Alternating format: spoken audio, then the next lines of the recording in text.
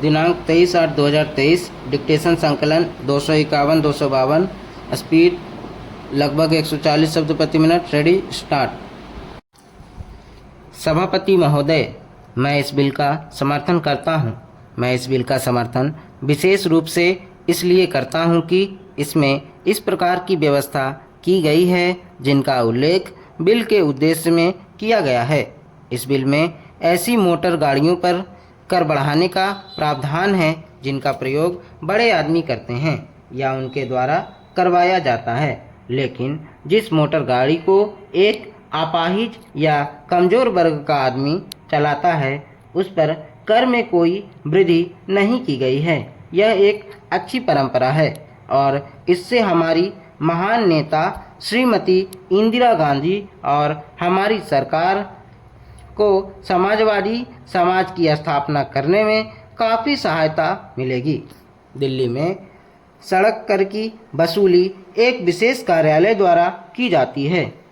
वह खर्च करने के बाद बची धनराशि को दिल्ली निगम आदि को दे देता है। वे सड़कों की मरम्मत पर और दूसरी सुविधा देने पर इसको खर्च करते हैं और वही इस राशि का एकमात्र लक्ष्य होता है। अध्यक्ष महोदय, मैं खास तौर से एक बात दिल्ली के बारे में कहना चाहता हूँ। यहाँ पर भारत सरकार के कार्यालय और दूसरे देशों के दूतावास हैं। बड़े बड़े अमीर लोगों की कॉलोनियों की सड़कें बहुत ही अच्छी हालत में हैं, लेकिन पुरानी दिल्ली और देहाती इलाकों में यदि सड़क पर दृष्टि डाली जाए तो बहुत ही खराब हालत है। दिल्ली ऐसा शहर है जो पूरे देश का हृदय है। यह भारत की राजधानी और एक बड़ा नगर है। हर साल लोगों की संख्या बढ़ती जा रही है, जिसके कारण नई बस्तियां और कॉलोनियां बनती जा रही हैं। आप उन कॉलोनियों में जाकर सड़कों की हालत देखें। वहाँ की हालत बहुत ख़राब है, जिसकी तरफ सरकार को विशेष रूप से ध्यान देना चाहिए। इस संबंध में मैं कुछ सुझाव इस सदन के सामने रखना चाहता हूं। मेरा सरकार से अनुरोध है कि उन सुझावों पर विचार करके दिल्ली में मोटर गाड़ियों के मालिकों को अनेक प्रकार की सुविधाएं देने की व्यवस्था की जाए। सबसे पहली बात तो यह है कि सड़कों की हालत जहां जहां खराब है वहां उनको जल्दी ठीक किया जाना चाहिए, जिससे कि मोटर गाड़ियों को कोई नुकसान का सामना ना करना पड़े। जहां तक रजिस्ट्रेशन का सवाल है, किसी भी दिन आप उस दफ्तर में चले जाएं, वहां आपको बहुत अधिक संख्या में लोग नज़र आएंगे। एक आदमी को छोटे छोटे कामों के लिए कई बार परेशान किया जाता है और उसकी बात को सुना नहीं जाता है। मैं माननीय मंत्री जी से निवेदन करना चाहता हूं कि इस लाइसेंस प्रणाली में सुधार लाया जाए, जिससे लोगों को किसी प्रकार की परेशानी का सामना ना करना पड़े। बहुत से लोग करों की चोरी भी करते हैं। ऐसे लोगों की देश में कमी नहीं है। इन लोगों के खिलाफ आपको उचित कार्यवाही करनी चाहिए। मैं आपको धन्यवाद देता हूं कि आपने मुझे बोलने का समय दिया। सभापति महोदय, राष्ट्रपति जी के अभिभाषण पर जो धन्यवाद का प्रस्ताव सदन के सामने प्रस्तुत है उसका समर्थन करने के लिए मैं खड़ा हुआ हूं। राष्ट्रपति जी का जो अभिभाषण, उनमें देश के लिए नई दिशा का निर्देश देने की कोशिश की गई है। राष्ट्रपति अभिभाषण देश को नई दिशा देने की दिशा में बहुत ही उचित कदम है। पहला है, समाज का अत्यंत गरीब वर्ग जिसे हरिजन और आदिवासी कहते हैं, उसकी आर्थिक दशा सुधारने के लिए पूरी कोशिश की गई है।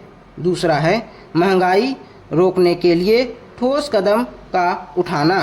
और तीसरा है, जनता पार्टी की पैदा की गई स्थितियों को पूर्ण रूप से समाप्त कर शांति स्थापित करना।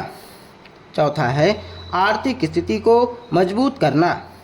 पांचवा है, किसानों की हालत सुधारने के लिए योजना बनाना। और छठा है, नेहरू जी की विदेश नीति का अनुसरण।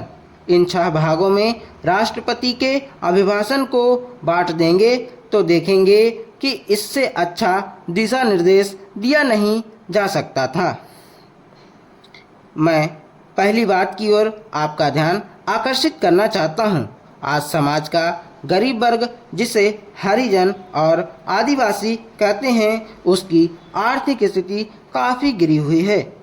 आज आप उस गांव में जाएं जहां हरिजन और आदिवासी रहते हैं तो उनकी आर्थिक दशा और उनका रहन सहन देखकर आप यह महसूस करेंगे कि यह तो आदमी के रहने के घर नहीं है, बल्कि पशु के रहने का घर है।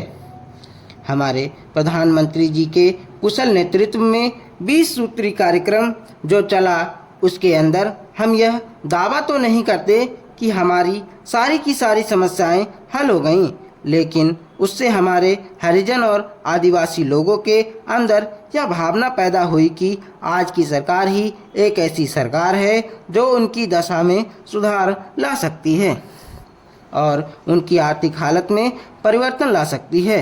मैं इस संबंध में कुछ सुझाव भी आपके सामने रखना चाहता हूं। आप जानते हैं कि 20 सूत्री कार्यक्रम के अंतर्गत हरिजन और आदिवासी को कुछ जमीन दी गई थी, परंतु लोकदल तथा अन्य सरकार के ज़माने में उनकी वह ज़मीन जो उनसे छीन ली गई थी, उनको फिर से उस पर बसाने की कोशिश की जाए।